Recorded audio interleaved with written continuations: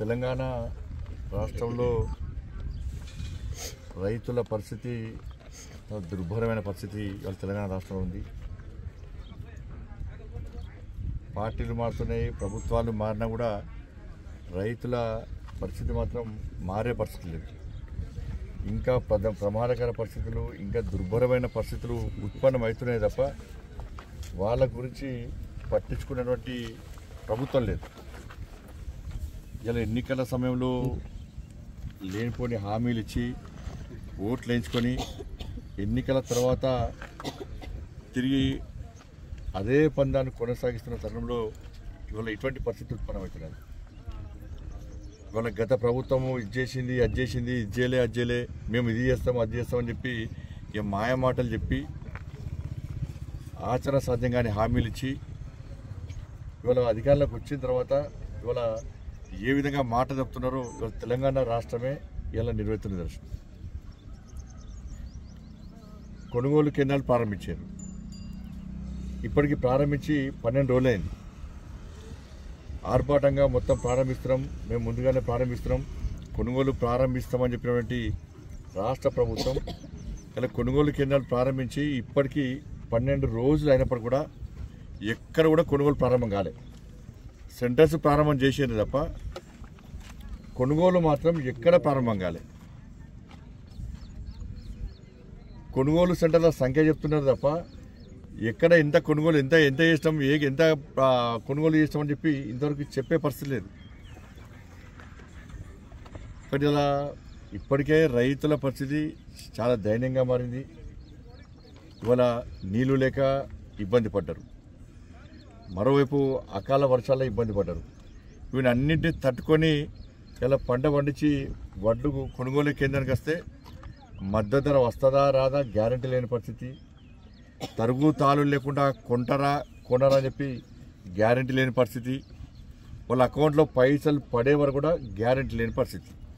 ఇలా వారం రోజుల ఇక్కడికి వడ్లు వచ్చినాయి, రైతులు తీసుకొచ్చి వేసారు. ఇవాళ రైతుల పరిస్థితి అంటే ఇక్కడ చూసుకుంటూ కూర్చోవాలి, వర్షం పడితే ఎట్లా మా పరిస్థితి అని చెప్పి. కొనుగోలు ప్రారంభించడానికి ఇబ్బందులు ఏంది, కానీ ఇవాళ రైతుల పరిస్థితి ఏంది? వాళ్ళ పంట చేతికి రాక ఇబ్బంది వస్తుంది, చేతికి వచ్చిన పంటను కాపాడుకోలేక వాళ్ళు ఇబ్బంది పడుతున్నారు. టెన్షన్ వాతావరణం, రైతులు టెన్షన్తో వాళ్ళ అకౌంట్లో పైసలు పడ కూడా వాళ్ళ జీవితానికి కొనసాగించే పరిస్థితి వాళ్ళ తెలంగాణ రాష్ట్రంలో ఉంది.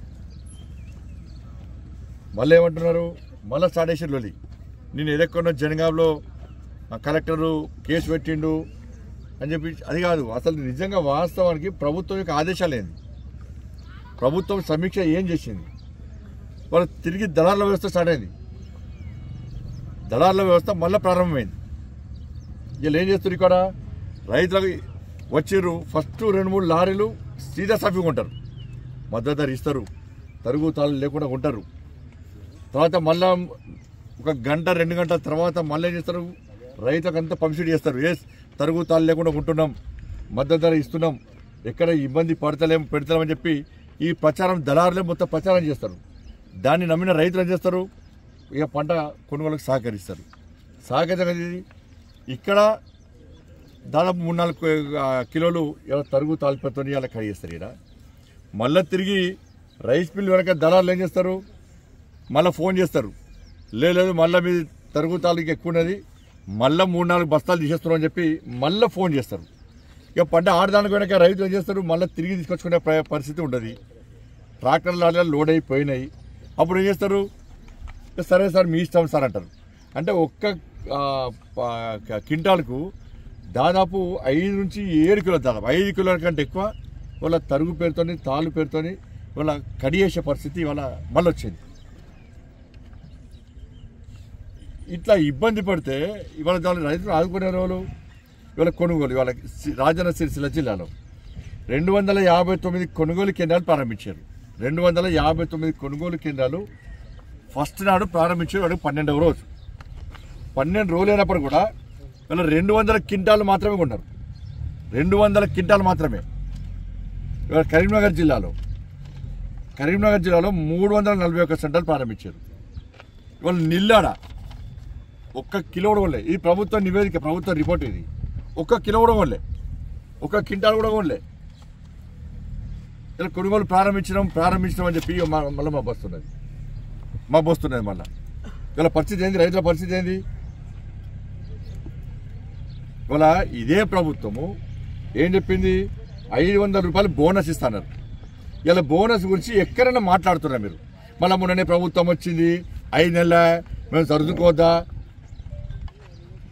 ఢిల్లీ పంపడానికి పైసలు వస్తున్నాయి, ఎన్నికలకు ఖర్చు పెట్టడానికి ఇతర రాష్ట్రాలకు పైసలు పంపడానికి పైసలు వస్తున్నాయి. కానీ తెలంగాణ రాష్ట్రంలో రైతులకు బోనస్ చేయడానికి మాత్రం పైసలు వస్తలేవు. ఇలా 500 రూపాయలు బోనస్ ఇస్తున్నారు, దాని మీద ఎందుకు ప్రకటన చేస్తలేరు? మీ విధానాన్ని ఎన్నికల మేనిఫెస్టోలో మీరు పెట్టారు కదా, తరుగు తాలు పేరుతో ఎక్కడ కటింగ్స్ ఉండయి అని మీరు మేనిఫెస్టోలో పెట్టారు. మరి ఇంత ప్రభుత్వం ఆదేశాలు ఎందుకు ఇస్తలేదు? తరుగు తాలు పేరుతో ఎక్కడ కటింగ్స్ మేము పూర్తి పంటను కొంటాం, పండించిన ప్రతి గింజ కొంటామని చెప్పి మీరు ఎందుకు ఇలా దాన్ని అమలు చేయలేకపోతున్నారు?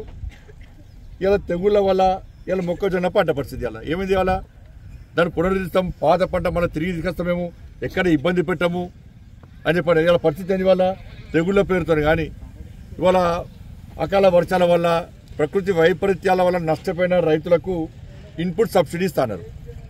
దాని మీద ఇంత స్పష్టమైన విధానం లేదు, ఇప్పటికి విధానం లేదు.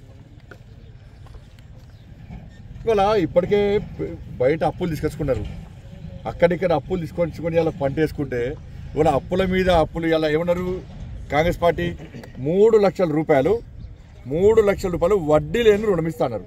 మీరు వడ్డీ లేని రుణం ఎప్పుడు ఇస్తారు? అంటే అంత వడ్డీ ఆవిదిగా 3 లక్షల రూపాయలు వడ్డీ లేని రుణం ఇస్తా అంటే మీరు ఎప్పుడు ఇవ్వాలి?